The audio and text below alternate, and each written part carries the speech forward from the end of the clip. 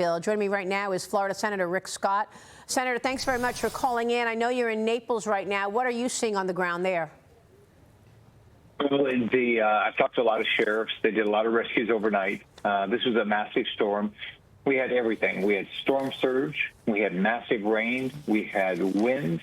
And what's totally different about this one is the unbelievable number of tornadoes. We lost life in areas where we never thought the storm was going to be close, because we had tornadoes come up. St. Lucie County, people that in a mobile home park, and it was in Palm Beach. We had tornadoes in Okeechobee, in areas where not even close to the storm. I know it's in the on the East Coast. Yeah. So now we're starting our search and rescue on the West. We've got teams going in all along the coast to make sure people are alive. I tell people, be careful. We've got flooding. We've got unbelievable number of trees down. We've got power lines down. We've got people without power. But these trees are going to continue to fall because this state is saturated. Don't drive into standing water. Don't use a generator if you don't know how to use it. Don't use a power saw if you don't know how to use it. This is where we lose life after a storm. Wow, that is scary. Now, I'm reading a Keith Britt and Woods report this morning. KFW says that Hurricane Milton made landfall late last night as a Category 3 and basically avoided the worst-case scenarios, moving from Central Florida overnight. The National Hurricane Center is now expecting Milton, which is now a Category 1, to move away from Florida and to the north of the Bahamas today. They're talking about a rapid weakening and its landfall location. Do you believe that to be true? They're also suggesting, by the way, that the insurance losses will be closer to the lower end than the higher end of the $30–40 billion previous range. They're still trying to estimate what this means for rates going forward, that insurance rates will likely go higher. Well, we're going to find out today. And I assume what we're going to see is we're going to see a lot of trees down. They're going to damage a lot of homes. Hopefully, we're not going to have any more loss of life. But with this storm surge was still massive, and the flooding is significant all across the state. So we're going to have a lot of damage. I hope we don't have any other additional loss of life. We've got to figure out how to deal with our property insurance rates. They've skyrocketed in the last 6 years, and so this doesn't make it any better. Senator, I want to get your take on the response from the White House, because they claim that Trump is saying that they were slow to respond, but it's misinformation. They are claiming that the GOP is pushing misinformation around the government's response to the hurricane. Watch this. Are we concerned about any misinformation or disinformation regarding evacuations that we need to clear up at this point? There's been a lot of misinformation out there, Madam Vice President. Why do you think Trump is spreading misinformation? I don't know.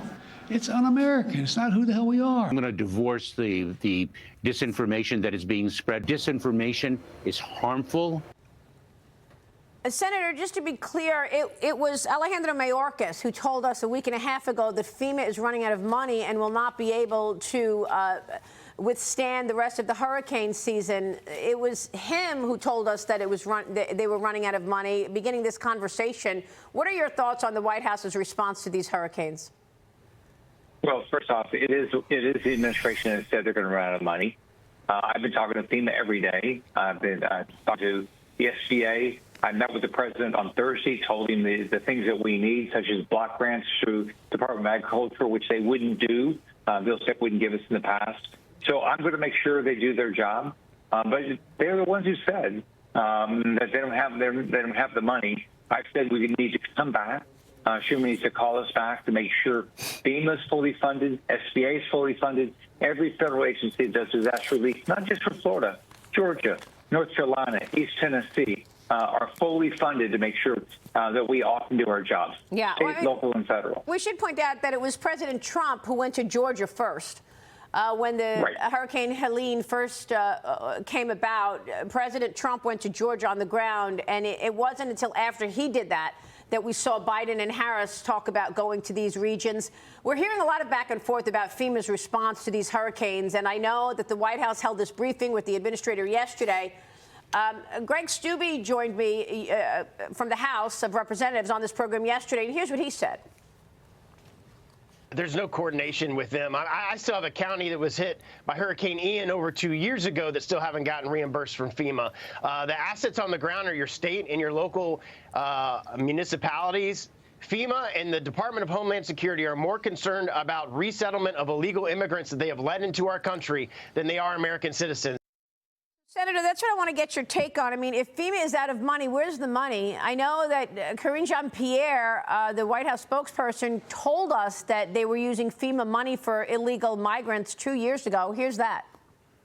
FEMA regional administrators have been meeting with city officials on site to coordinate available federal support from FEMA and other federal agencies. Funding is also available through FEMA's emergency food and shelter program to eligible local governments and non-for-profit organizations upon request to support humanitarian relief for migrants. We'll continue to do what we can as a federal government to support these cities as we rebuild our asylum processing system after it was gutted by the Trump administration.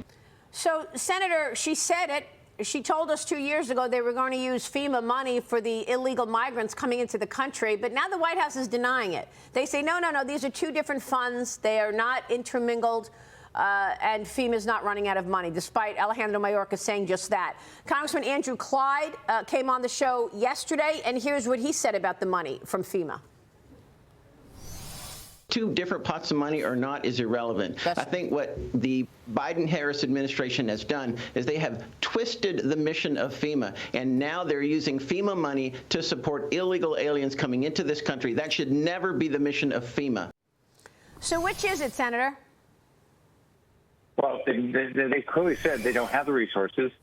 They put it on their website. They know they've used this for to help illegal immigrants. This should be all of FEMA's funds should be to help Americans. We've got to start taking care of our country before we do anything else. So it's frustrating to me. I'm going to continue to talk to FEMA every day, make sure they do their job, and the SBA and Department of Agriculture.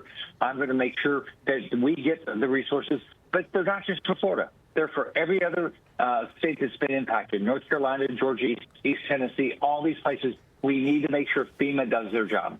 Well, it's really unfortunate when you have a disaster like this, a natural disaster, that we have to talk about politics. But that's where we are, Senator. What does the rest of the year look like in terms of cleanup there in your region? Well, it's going to take a lot. We just had Helene here, and we have debris all over the state. This is going to, cause it again. We're a lot of the state is out of gas, so we've got a lot of work. Today is the day, though. Let's preserve life. Let's make sure we rescue everybody we can, make sure everybody that's safe stays safe, and we slowly start this rebuild and recovery. Okay, we'll leave it there. Senator, we'll be checking back with you. Thank you, sir. Rick Scott this morning in Florida. Families affected by Hurricane Milton urgently need support. Of course, you can help the American Red Cross provide meals and shelter to those families. Donate today to Hurricane Milton recovery efforts and residents in need in North Carolina by scanning that QR code on your screen or by